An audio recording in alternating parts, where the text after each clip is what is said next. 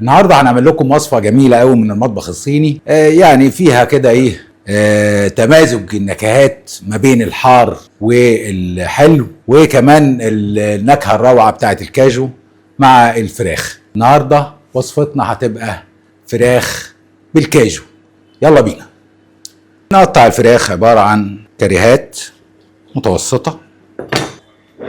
طبعا الفراخ دي بتعوز تتبل. نعمل لها المارينيت بتاعها.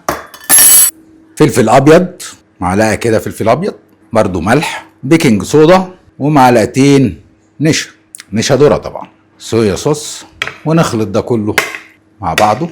طبعا النشا هتديها طعم مقرمش، وهتبين المكعبات بتاعه الفراخ اثناء التحمير انها متحمره من الحواف بتاعتها كويس. بنحاول نخلطها كويس عشان المارينيت يوصل لكل اجزاء الفراخ، وبعدين نركنها على جنب.